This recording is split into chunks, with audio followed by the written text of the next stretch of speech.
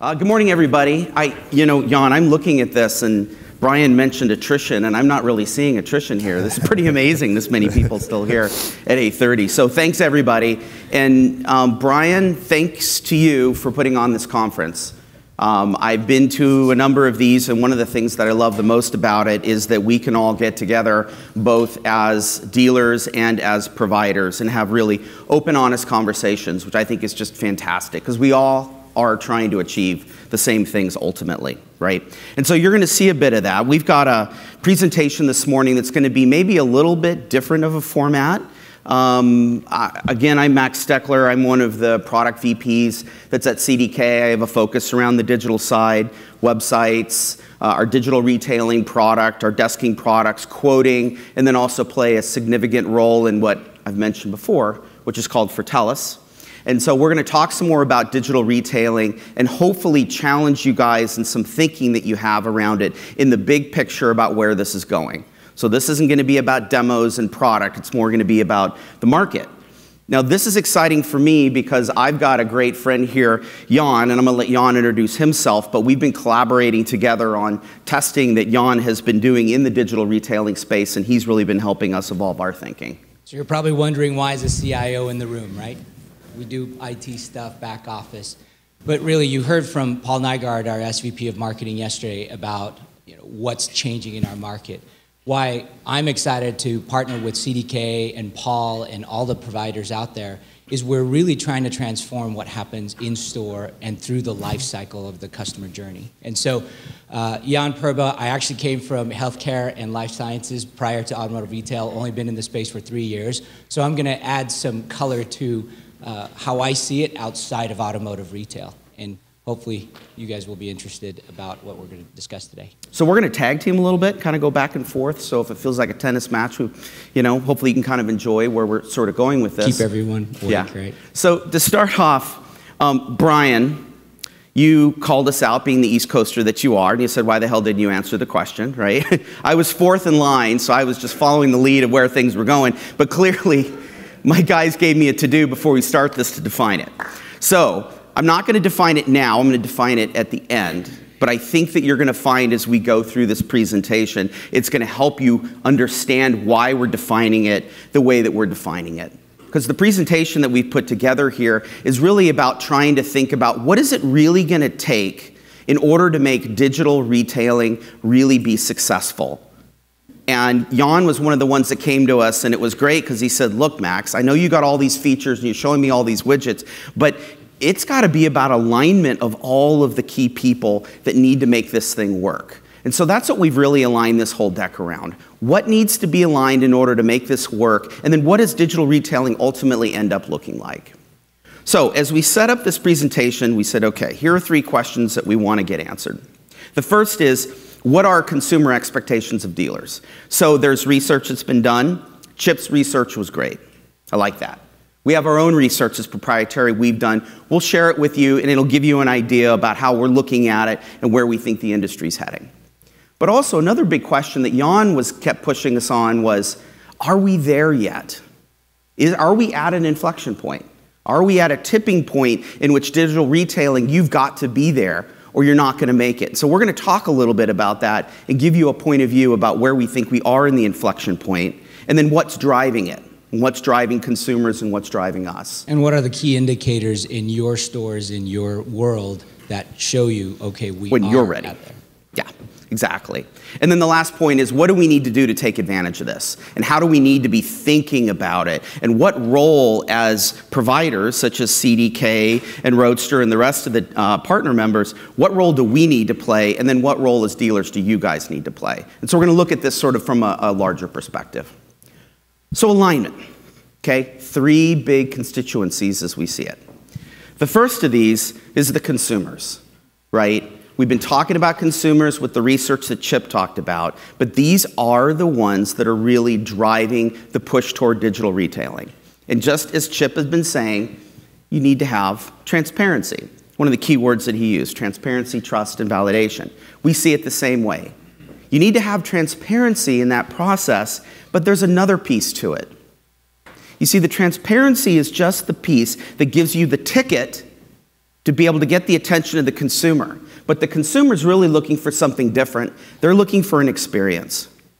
What a great setup question this morning, right? Yeah, they're looking for an experience. And we're going to give you some examples of other industries where experience has played a very key role in disruptions that happened within the marketplace.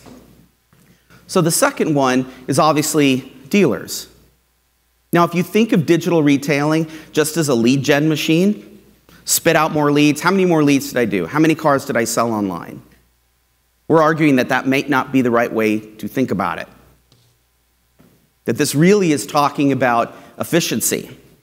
At the end of the day, are we going to have more cars sold in total? Probably not. This is about being great dealers, stealing sheep from the other dealer, but doing it at lower costs and creating efficiency within that process. A lot of reasons behind it, and Jan will talk about that. And of course, if you're more efficient, what are we going to do? Profitability should go up as a result of that. So this is a key driver. You've got to provide that for alignment. From a provider perspective, the pieces for us that's important, we have to integrate our solutions in with what you do. I know there was a conversation that was yesterday about, well, why can't we just have one system where it all works together? And that's absolutely what we all want. And there's a boneyard littered with companies that have gone after trying to do it. Because there's reasons why each one of you pick these different applications in different space. But you know what? They don't work together. They don't work together, and it's the fault of, I'll point at me as a vendor and all the rest of the vendors. Because I'm pointing at him too. Yeah. So think about this, right? So coming into this That's market great. from healthcare and life sciences after 15 years, we looked at all the solution partners. We have 95 plus partners in our ecosystem of apps, right? That is absolutely fragmented. And if they don't work together, right? The car wars, the dealer sockets, the CDKs, the true cars, everything, it doesn't matter, right? Because the experience is broken. But notice one thing in this Venn diagram. Notice the overlap, right? In the middle. How big is that? It's not that big right now, right? It's going to take all of us to make that bigger and bigger. And that's what we're going to talk about. Absolutely. Trying to pull all that together. And ultimately, when we do that, we can create scalability. Scalability for you as dealers, but importantly for vendors also, business scalability. Because we need to be able to provide solutions to all of you. And as providers, we need to be profitable as well, right? Which means that we need to be able to give you solutions that are going to drive the value that you need so that we can continue to move forward. We're going to push on that, so yeah. Just wait. I'm going to push Max's buttons on CDK profitability, right? So. All right. Okay, so let's take a look at the consumer side. Sharing a little bit of research with you. Very, very similar. A couple of these you may have seen before. I wanted to bring out some really goodies here. This is one of the questions, which was who prefers the current auto buying process, right? 0.4%, right? Clearly, there's opportunity that we've got here in order to create a different process that's going to match better. But what I think is really interesting here, you start to look at it and you say, well, if you had a different experience, 72% in the study said they'd visit a dealership more often. Now, this may not drive more total number of cars being sold, but this can help you in terms of pulling business forward, retaining your existing customers, et cetera, with the right kind of experience. 83% here were saying that you can save time. They're thinking, if I do this, I save time. Time is of value to me, and that's something that I'm looking for. Clearly an element of digital retailing. And then 78% said, you know what, I value the in-store experience. All this conversation about saying that somebody is going to Amazonify and sit at home and buy it from start to finish, and that's where the world's going to go, we're being told by the consumers that's not what they want. Part of it is defining digital retail needs to be what is and what is it isn't, yes. Right? Is not diagrams, right? Yes. In the healthcare world and the life sciences, we use that a ton. And it really was about what it's not is removing completely the dealership experience. And we're going to go deeper into that concept. Right. And why would you remove it when your biggest segment of customers is saying they actually want to spend more time in the dealership? 70% of millennials said they want to spend more time in the dealership. But they do. When we had our own study of 19 stores, 3 graduate interns from the University of Utah, and what we're finding is people actually value that dealership experience. It's what experience that we provide. And it's how the experience continues to evolve between the intersection point of e-commerce and what happens in the retail brick and mortar store. And we're going to give you some examples in other industries to look at how those are converging together. And then, of course, a number of other different stats here. 80% are thinking, I'd love to do DR because I can avoid negotiation, right? That's an uncomfortable experience for a lot of people. I can be smarter about my financial decisions, probably meaning I'm going to build some trust in this process. I'm going to feel better and validated about what I'm looking at. I would prefer to go work with a dealer that brings these things forward primarily because I'm going to have some trust. And that's really what they're looking for, that feeling of trust and a great in-store experience to feel the wheel, sit in the seat, and enjoy, which is a very fun thing. I mean, the actual test driving of a car and all those pieces consumers love. One thing we heard was consumers really want a time slice, the concept of time slicing, right? They're at home, they want to do as much as possible. They don't have 3-4 hours to spend at the dealership or 2 hours. So they're trying to figure out what exactly can I do before. And for us, it actually means more efficiency, right? From a dealership, the more you do at home, the less you have to do at the dealership, the faster we can get this transaction going. Yeah, exactly. So let's start looking at some other examples. So do you think that Netflix killed Blockbuster? You can argue no. Did Uber kill taxis or killing taxis? Amazon kill big box? Apple killing the music industry? Airbnb killing the hotel industry? Think about those things. Did they? Is it those companies that beat them? Lower prices? Just beat them out? It wasn't. At least that's the viewpoint that we have. It was the experience that did it. Blockbuster, these ridiculous late fees, the experience of going into the store. Taxis, you can't fricking find one anywhere. You don't know where they are. How long is it going to take? The price of what those are. I mean, we all know about big boxes, ridiculous as they are, with all the stuff shoved in them and no specialization and no experience. The music industry foisting an entire album onto us when we just want to have one song. And then you think of the hotel industry. It's about price and dimensions in price and availability. Those are the things, those are the experiences that consumers are looking for. But we do know one thing, right? The industries were disrupted. No doubt. Right? Our industry is in the brink of this disruption, and you can be the disruptor, so you're not disrupted, right? And you don't have to be coming from e-commerce in order to win these games. You can come from the retail side to e-commerce as well. You have tons of examples of that later. Exactly, exactly. So we are nearing an inflection point. I can't tell you exactly when this is going to tip over, but there are enough things that are happening, we believe, that we are in the beginning stages of this. How close we are to the elbow of the acceleration of this is hard to tell, but if you put your head in the sand and you don't do anything around this, if you aren't testing around it, if you aren't asking yourself key questions about your dealership, you're going to end up having some challenges. So here's a couple reasons why we believe this. The first is just transportation supply. What are the options for consumers to move themselves around? And we just pulled a couple of these out, and sorry, that's a little washed out there, but just think of buy online, right? So in the used car space and Tesla with the new car space, you've got options where consumers are being told that you do buy online. This is how you do it in these cases. And in some cases, in really innovative sort of ways that make consumers go, huh, like a vending machine that spits a car out at the bottom, right? Gimmicky, but it makes people think when they see that. 18,000 cars sold, right? Carvana, I think, had a pretty good month. Are you selling 18,000 cars per store? Yeah, it's a great point. Or subscriptions. I mean, subscriptions are just scratching the surface right now. And you think about what's out there, you go, well, that's not really much volume, and the Cadillacs, the book, it's expensive, and this and that. But hey, everybody is working the models, and I can't wait to hear a little bit later today about the work that's been going on in dealerships entering this space, because I think this is a great opportunity for dealers that the economics can get worked out as they need to get worked out. Does it pencil out, right? Yeah. The one thing we kept asking was, does it pencil out? So looking forward to it.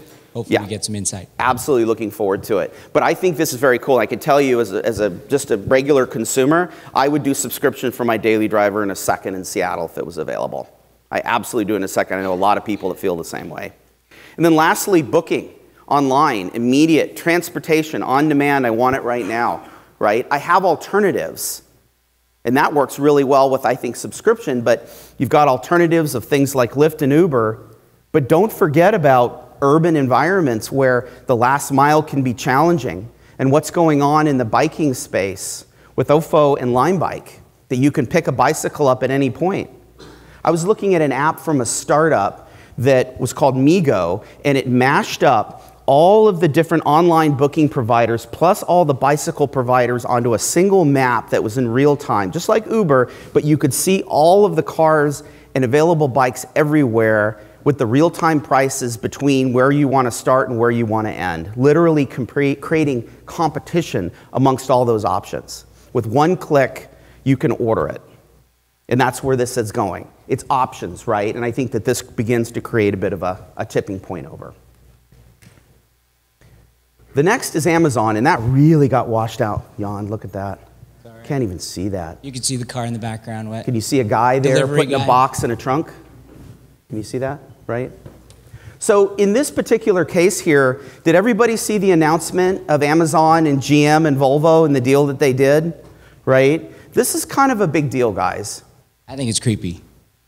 I'm just saying. Yeah, They know where I'm at. They're going to deliver in my car. They can get in my car. What else is next? Well, I mean, they're coming into your house anyway, right? This is all around Amazon Key. This is all the whole area where they're allowing people, to go into your home and there's a camera. But I think this is brilliant, Jan. I think, first off, my trunk, I'd rather let somebody in the trunk of my car than into my home. I know that for sure, because I can't go to the bathroom in my car, unless they're really weird, right? But think of this. That would be bad.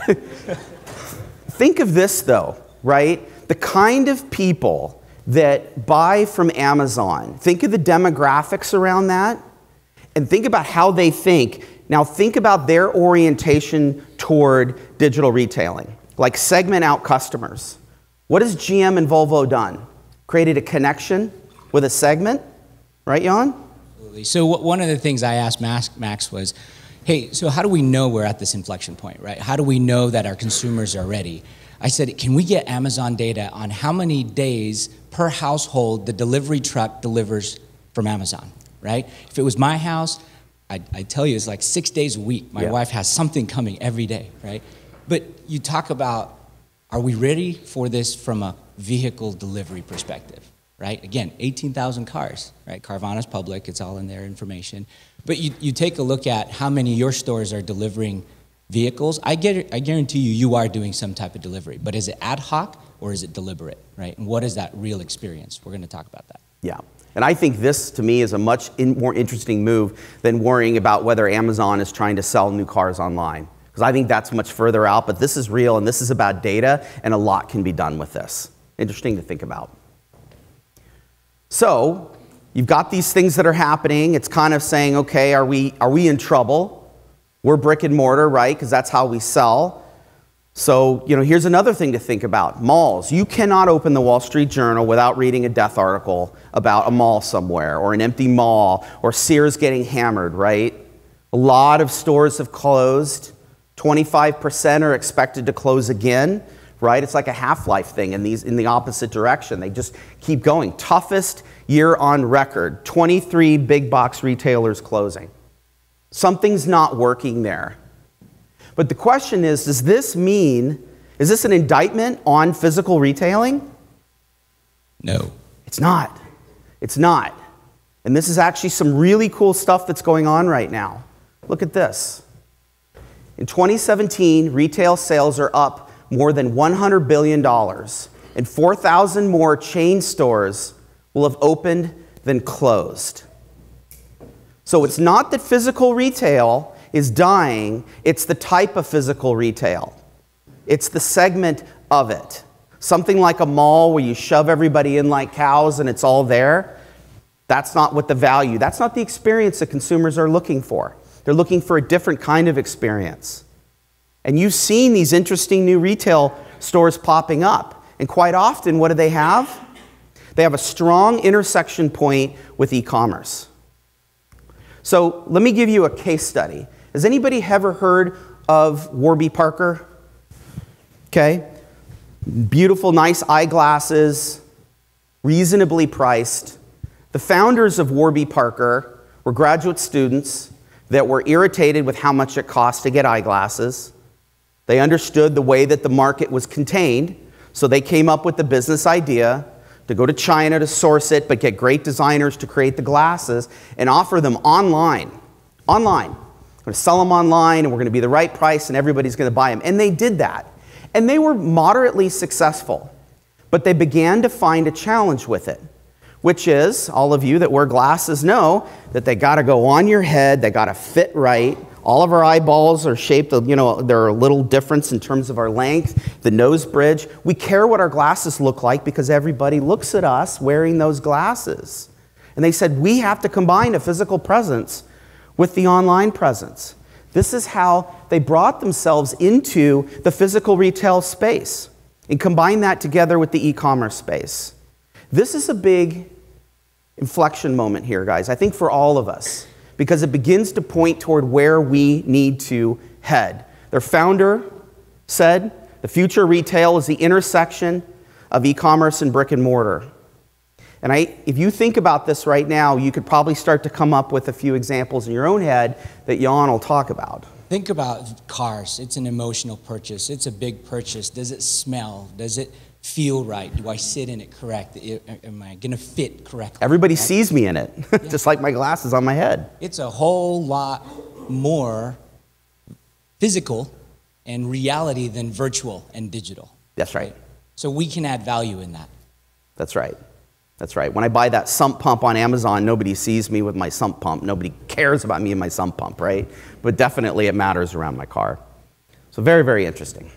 So the four basic things that we wanted to address from a dealership perspective, and we come and see this again and again, right?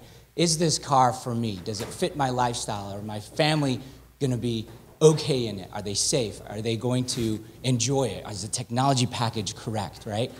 These are the four questions that we all want to address. Brian, you mentioned, why don't we have videos that help consumers understand what the dealership offers in terms of these four questions, right? When I came into this industry, I didn't realize how many people, how many friends I had that needed cars. Now that I'm in this industry is asking to buy a car. So I feel like a car sales guy most of the weeks, right? I get this, hey, can you hook me up kind of conversation. And so for the dealerships, you don't want them to mess that up. So you broker the deal, you start to answer these types of questions. We do some type of understanding in that guest intake process. Can I afford it? Am I getting a good deal, right? Majority of Americans have a budget, right? So how does it fit within people's budget?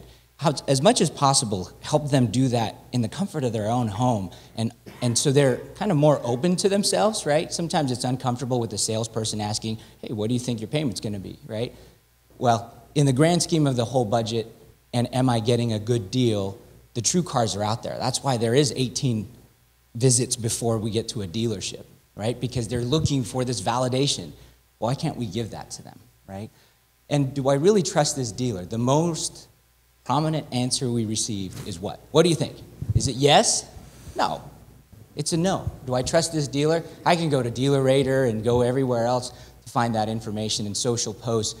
But inside, that's a big decision, right? And so as much as possible, how do we evolve this, right? In the healthcare world, do I trust this doc, right? It's a big deal because your life is on the line. Well, it's no different. I'm trusting my family, my transportation needs, how I'm gonna enrich my family's lives by, driving to work, right? Do I trust the dealer?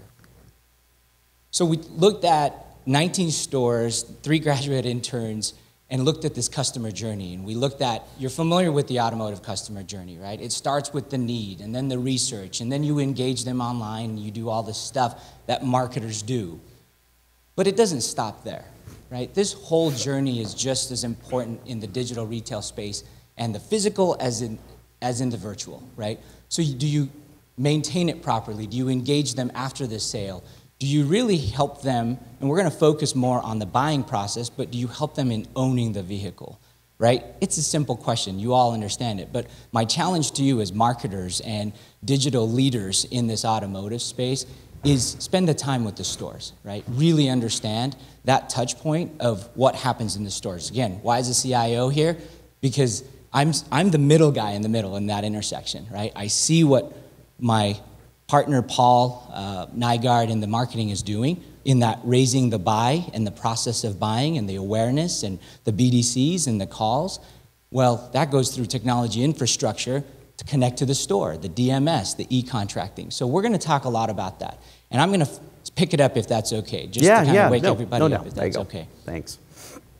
As you can see, I have a little passion in this. So do we do it online, in-store, and how do we deliver, right? So we broke it down into 3 major processes with these 3 graduate interns. And if you can imagine, coming from healthcare, it was all about Six Sigma, right? Green belt, black belt, whatever it is. So I've had that training and that privilege to experience that, and I said, why aren't we doing this in the stores? So we started looking at the green button. Okay. So what you all know is it's all about efficiency and profitability, right? You understand that this has been consistent throughout 30 years. Why is that? I'm going to blame Max. I'm going to point to him and all you providers out there that has made the technology landscape more complex for our salespeople, right? How long does it take to get a salesperson proficient in their job? Is it weeks, days, or months? Feels like 90 days before they're even proficient, right? How much does it cost for you to do a turnover? Unfortunately, this is one of those meetings where I have to say, hey, I'm looking for some validation here. How many of you turn over your sales staff once a year? Maybe half the year. Look at that. So we turn over, who's over 80% turnover, 50% turnover? The cost of a turnover, if we're conservative, 10 grand, right? 10 grand. So now you have 10 salespeople. That's a lot of money. Now you times that by 60 stores, right? So if we're looking for any efficiency, it's in salespeople and the proficiency that we need to help our salespeople more than anything. So I put the target on Max and to say, and the CDK team, how are you helping us with that? You're helping us on the DMS side, the service side, the e-sign, the contracting. How are you helping the salespeople? What's that guest intake process? Are you making it easier? We talked about first-party data. Oh my goodness, we have a lot of first-party data. Where is it? On pieces of paper in a binder somewhere. Can we really index that? Can we really market and create awareness around that first-party data? That's rich data, right? How can we help our salespeople? We know that there are headwinds in our industry, right? This is a tough time. This year, flat and SAR, sometimes declining, it seems, from month to month. We know interest rates are going up. We carry, I was just looking it up on my dashboard, we carry $700 million in inventory. Do you know what a 0.25% increase or 0.75% last year expected to go 3 times this year? It's $1 million a month, right? $700 million in inventory, 23,000 vehicles. That's a big impact for us. Inventory supply. Are we turning our inventory as fast as we'd like to? Are we acquiring the right cars? New car incentives. This list can go on, but as I mentioned, the biggest one that I feel that we're going to suffer our own growth, stunning our own growth, is the talent, is the people. It's not about the technology. The technology is getting better, and I hope the integration becomes simpler and not as complex, right? But the talent competition, think of the talent competition that you have, that you're fighting against. You know the standard deviation, right? Is your salespeople the 0.15% of the top of the talent pool? No. Nobody grows up, or nobody has their kids growing up saying, I want to be a car salesperson, Dad. That is absolutely what I want to do. And so what are we getting? Are we getting the middle? 2 standard deviations, right? Probably not. What we're seeing, we're getting the last side of the standard deviation. Especially with unemployment rates where they are. Absolutely. Yeah. Lowest unemployment. What did President Trump tweet today? Best time, best economy in the world. And this is the best time to get a job, right? Because it is very competitive from a consumer perspective. Plus, you're fighting against the Lyft and Uber drivers who are my own boss, right? Why would I want to be a salesperson and be in this culture where it's I hate to say it, dog-eat-dog world, right? Our sales managers aren't treating our salespeople correctly. You want to find efficiency, find it in your turnover. So we know transportation models are changing. Max talked about that. We know consumer expectations are changing. So what are we going to do about it, right? So are we the disruptor or are we being disrupted? So what is that intersection for brick and mortar and online for us? What does that look like, right? Hopefully this clicker works. You've all seen this, right? Amazon's bringing retail back into popularity. You've all seen this. It's convenient. I don't have to take all my 6 kids in Utah. Just kidding, I only have 2 kids. Through the grocery store just to grab a bunch of packets of milk and everything. Just what's the wasted amount of time that families spend inside the grocery store fighting kids saying no, no, no, no, right? So do it online. Pick it up in a retail store. Why? Because I don't want the delivery guy coming with a pallet of groceries, right? Left in the sun. Yes, left in the sun, baking milk inside that cooler outside, right? Old models. Walmart's following with it, right? So who's BOPUS? Anybody have done this? You all are Nordstrom customers, I'm sure. But that buying online, pick up in store, the curbside, home delivery, in-store delivery, why can't we do something like that, right? This is something that I found fascinating. Lyft and Uber are building driver support centers. This is a direct competition with us dealers, right? Talk about car washes and maintenance, lubes, oil checks, all the maintenance things. Lyft and Uber drivers should be one of your best customers. You're going to sell double the maintenance plans, double the service contracts, right? Because they're putting 2,000 to 4,000 miles a month. It's double or triple your average customer. What are you going to do about it? Didn't you say, Yan, that Lyft is actually opening up centers themselves? That's it. For supporting $100 million in investment to provide driver support centers, just so they can get a clean bathroom. How many of you have clean bathrooms in your dealerships? I guarantee you, hopefully you have clean bathrooms. You know, one thing I'd add in that list that Yan just showed, which really stuck out to me, is the fact that you saw e-commerce companies that were coming in and putting in physical brick and mortar retail representation. And then you saw retail companies, Nordstrom and Walmart, right, coming in to the e-commerce side. And they're realizing that it's not a matter of just selling my things online. It's about the holistic experience, right? Nordstrom is one that speaks to me. You ever ordered something from Nordstrom, right, and you had it brought to your house? I actually don't like the experience because when I open up the box, there's a piece of clothes inside of a plastic bag with a barcode sticker on it. What the hell? That's Nordstrom? That's Nordstrom? Because when I go into Nordstrom and I buy, what do? They fold it in tissue, they put a nice sticker on it, right? They put it in the bag, they come around and they hand it to you. And that's part of the experience. And they figured out, in the case of BOPUS, that they have to create that experience. Whether it's right when you walk into the store, you ever seen them when they got all the bags locked up and there's somebody there that will give it to you, right? Or you drive up to the curb in the case of BOPUS and you pick it up. It's the total experience, guys. That's what the key is. It's the total experience. And the key point, it is the total experience and how many command which kind of experience, right? It may be 1% to 2% in digital retail for automotive now. It may be 2% to 10% in 5 years. Is it going up to 100%? Doubt it. Is it going to be 50? I don't know. You tell me. But is it going to be up there that you don't want to lose volume? That's the question. Well, Yan, I would argue that 100% of consumers are going to demand a better experience. That doesn't mean they're buying it all online. I actually think the hybrid model that we talked about is pretty much what you're going to see for quite some time because there's the legal issues that are around all of the integrations and the documents and all the things that have to come together. But the point is, people want to go to the dealership. We saw the data. Millennials said, I want to spend more time in there. So it's the blending of those things, right? I think we're starting to head down the trough of disillusionment right now when it comes to 100% retailing online. And if we keep driving down that pathway and thinking that's the only thing that defines digital retailing, we're going to miss the boat because there's a lot of value that can be created in the middle of that if we can begin to blend the experiences together. And that experience can't be the race to the bottom, right? It is unhealthy for everybody. Well, Nordstrom's not racing to the bottom. Right.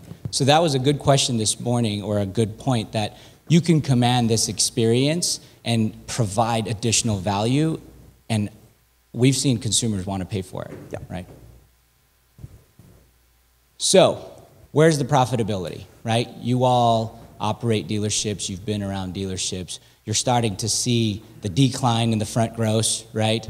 And consistently improving on the fixed ops as well as your F&I, right? So if that's where it is, how are you protecting that? how are you going to continue to increase that, right? Because the days of continuing to set the expectation high, right, to hold gross up front with the true cars of the world, again, I'm pushing buttons here, but that's okay, is not there because consumers want that transparency. So how do you continue to hold, right, some level of profitability?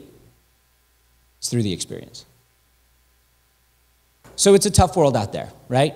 It's a complex process. People don't realize that. I used to work for Edwards Life Sciences, cardiovascular research company building heart valves. You think that's an easy process? Not an easy process. People's lives are on the line. But I say car buying is just as complex, especially from a B2C world, right? From a doctor perspective, yeah, cracking a chest open or delivering it through a stent, that's hard stuff. But from a consumer perspective, car buying is not easy. And guess what? We didn't make it easy for them, right? We talk about the digital twins, as Gartner would define it, the parallels, right, from that physical to the virtual intersection or the touch points, right? We know that these are the processes. You're all familiar with them. What is so important about that first pencil online?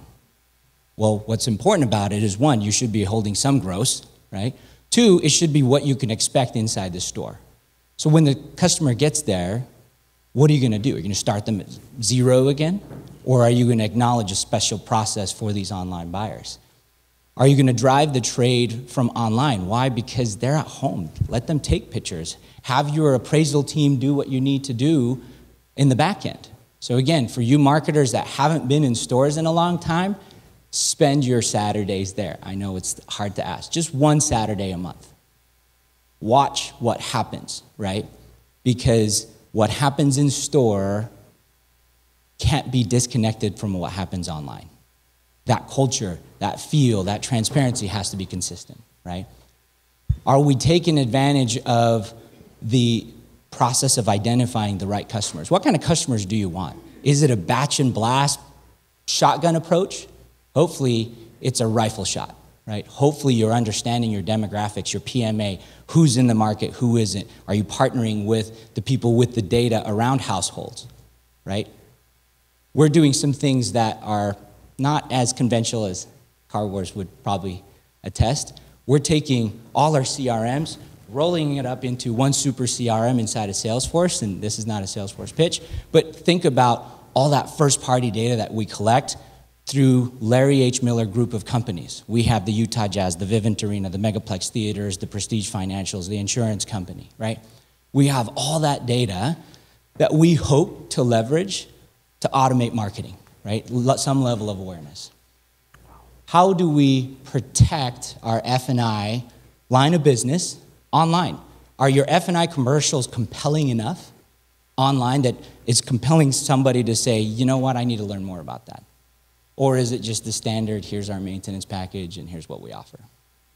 So think about all the things that you present online to the consumer and how you're doing it in a mobile world, right? Can you do it anywhere, right? Most of my dashboards sit in my pocket. Most of my ServiceNow, right, IT service desk, all that stuff sits in my pocket. How many of you operate out of your pocket, right? You operate your business out of your pocket. Just be ready for it. Now, the big question is, how are you changing the experience at the store and online to meet consumer expectations?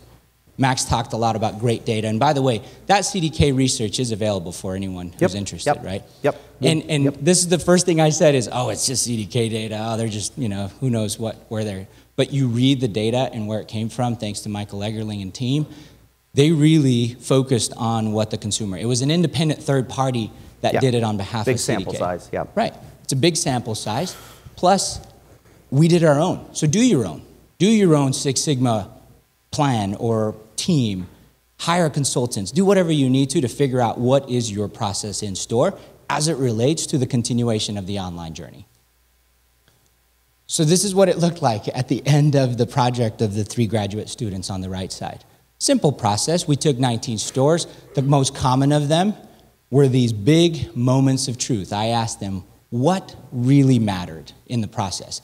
You know what one of the biggest things they said was, my sales guy left me and I sat there not knowing what was going on, right? How many of you have sat through that? You don't know if the guy's taking a smoke break, he's preparing your car, he's trying to do something else that isn't related to your transaction. The biggest aha moments in there was efficiency and time. Tell me, from a consumer perspective, are you wasting my time?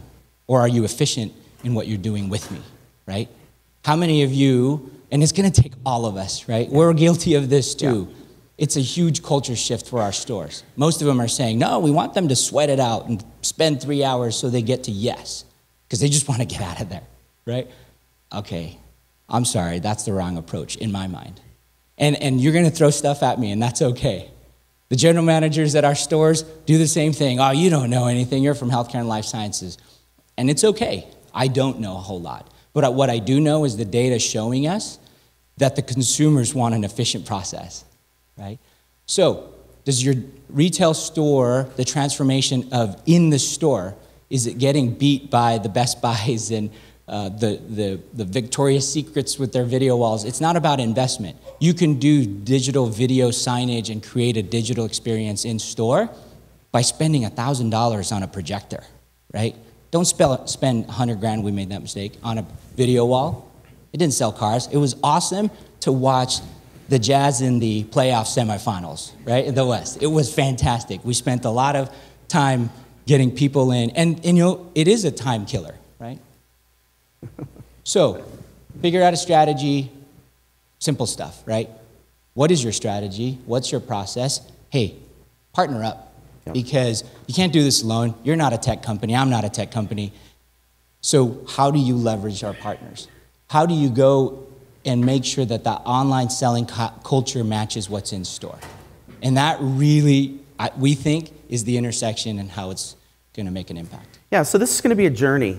And this is my point around, this isn't about which particular DR product spits the most leads out, because we've got to take this experience that happens in the store and begin to combine it together with what happens online. So it will take some time as we move through it. But this isn't really going to be possible without some serious changes on the provider side of the equation. And that's something that we put on our shoulders, and I look to the rest of my partners out here in the vendor space also to be thinking hard about what we need to do to enable this. Because we've got to make this easier so that the journey is something that isn't incredibly painful for all of you, and we reach the objectives that the consumer wants. Right? Yep. Is this real? Yep. And I'm going to talk about what we're doing around this. It's very true. And it's how we think about the fact that we need to be one of the major enablers that helps to turn the corner and how the market looks at the way that we all move forward. As a side note, part of our change in strategy at CDK came out of a gentleman by the name of Ron Fry. Some of you may have met Ron. He was one of the original TrueCar founders. Has done a lot in the industry, 6 years as the head of strategy for AutoNation. He joined us 2 years ago, heavy retail background, and he just said, hey, this is CDK's responsibility. Not about an opportunity, but a responsibility to help and begin to create these connections, right? And so that's a big driver for TELUS, which I'll speak about here. So I heard Brian McDonald, CEO of CDK, right, say, we owe it to the industry. Yeah. Right? It's a pretty big commitment.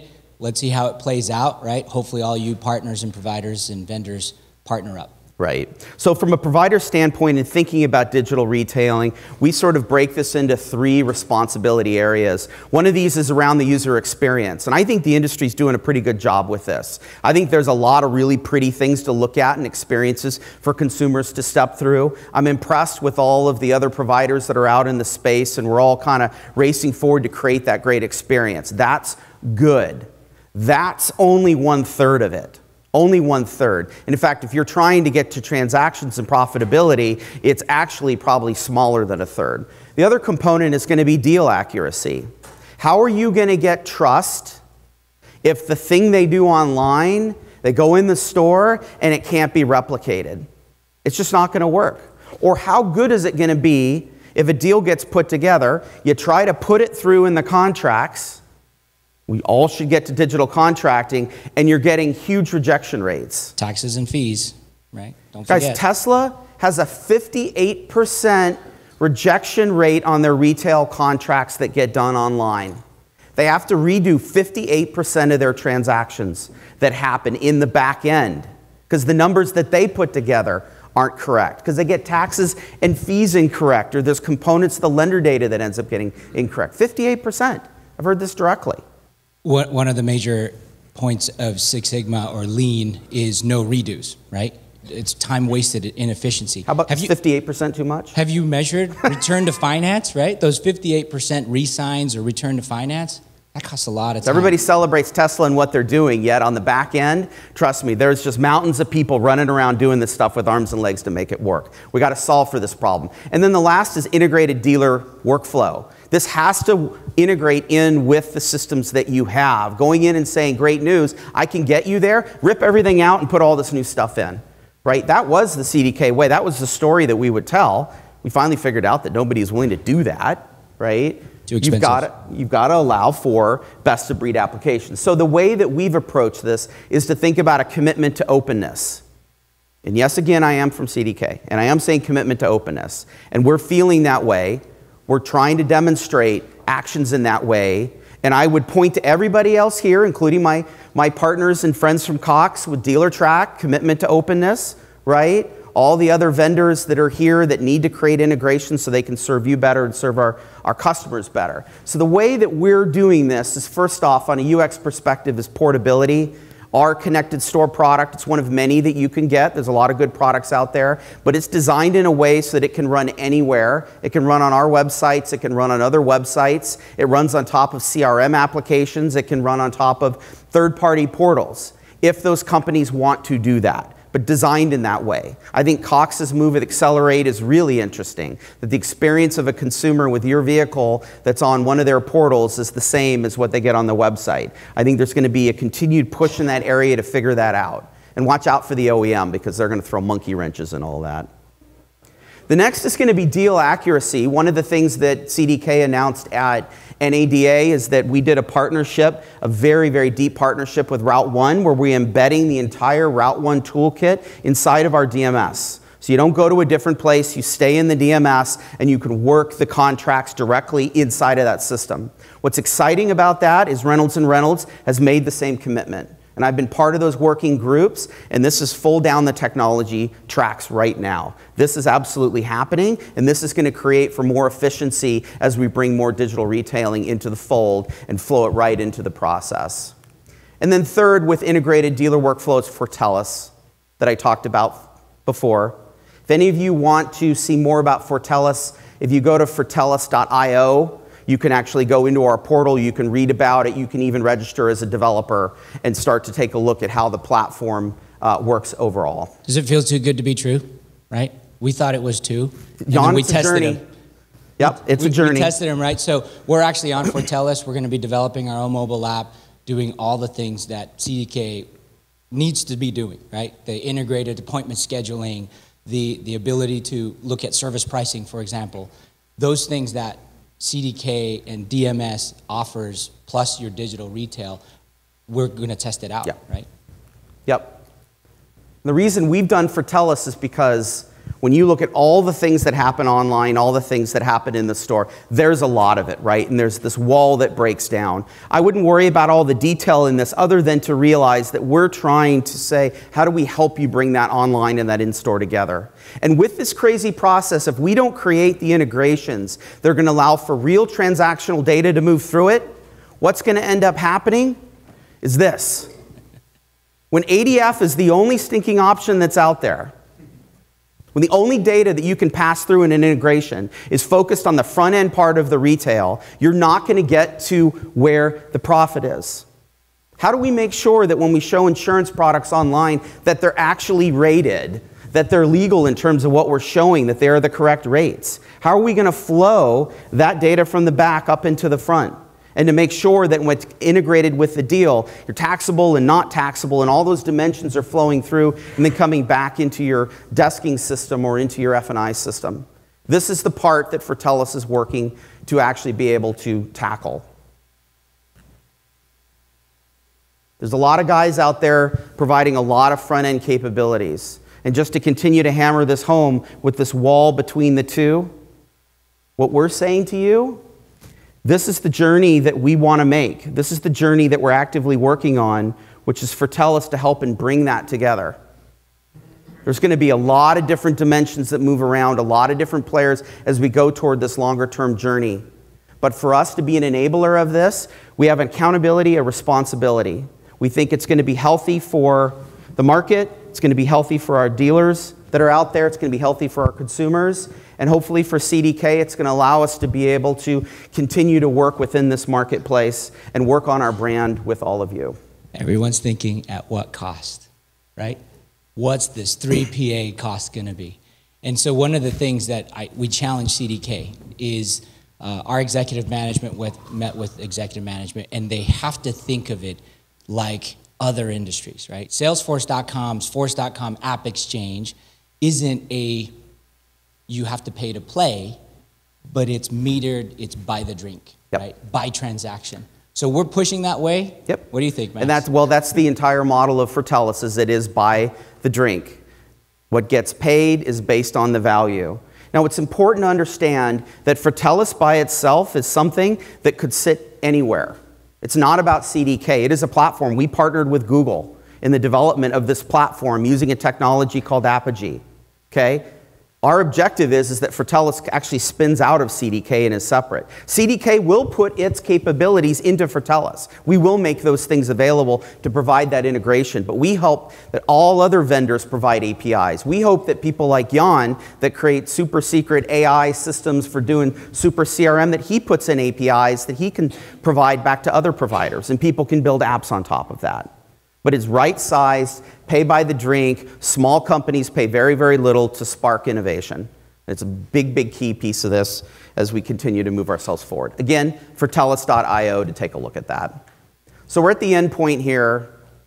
This alignment, what we need to do. Yan, experience? We all talked about a lot about what the experience can be and should be, right? It's not just a transaction. The questions I asked around proficiency of your salesperson, efficiency of your processes, right? Are you doing things in parallel or in series, or can you do things at home? What is that total experience? You digital people out there, including myself, have to think about the total experience, not just a transaction. And transparency? We really think about those 4 questions. I need your help, right? We're helping to do all the operational things inside the store. We need the consumers, the awareness around those 4 questions to come out, right? You all are marketers that can help us do that. For dealers, profitability? Ultimately, without the profitability, we don't exist. We can do a whole lot more good, right? One of our missions at Larry H. Miller Group of Companies is to enrich lives. It's not about giving you more money. It's to enrich your life at a jazz game and a concert. It's to enrich your lives in your family as you provide for them and you get transported from home to work, right? There's a bunch of enriching of lives that happen at your dealerships. So you have to be profitable, but you have to have a mission too. And to drive the profitability, you got to have efficiency. So look at those processes where you're redundant or there's a lot of wasted time. Yeah, exactly. One thing that I challenge Max and the CDK team is around scalability. What does that really mean? Yeah, getting to this holistic approach is important. It's not just about the UX. We've got to get the pieces together where we've got the accuracy in the deal and the workflow. Again, we're committed to that, working with the dealers. It's going to be a journey as we get there, opening up more APIs, doing more integration, but we have to do it in conferences like this and having the discussions. It's a fragmented world out there, right? So integration is absolutely key. Yeah, it is. And that is what Fortellis is about, to bring those integrations together. Continue to push hard on this. This is one of the top priorities that we have as an organization going forward. So these are the alignment pieces that we need to have. And as I promised, we got to answer the question, Brian, the hell is digital retailing? I thought Chip gave a great answer, a lot about the nuts and bolts of it. We were just a little bit higher level on this, but we said, this is about leveraging technology to evolve the automotive retailing experience, to create a trusted experience for the consumer. And I think that this is the really key part, is that we got to create trust by blending together the physical store with the online components, just like the examples that we saw. But you got to do it by reducing costs to the dealers. There's not going to be more total cars being sold out there. We've got to allow the forward-looking dealers such as yourselves to reduce those costs to get that profitability. And of course, for you, sell more cars. Ultimately, sell more cars. Ultimately, sell more cars. Steal sheep from the other guy that just isn't getting it. What we've shared is a lot, and it's complex. We understand that. It all looks easy on paper, right? It all looks easy in a conference. But we acknowledge this is a journey, this is a big marathon, and it's not that easy, right? But it's going to take all of us to change the consumer expectation. Absolutely. Thank you, guys. Thank you.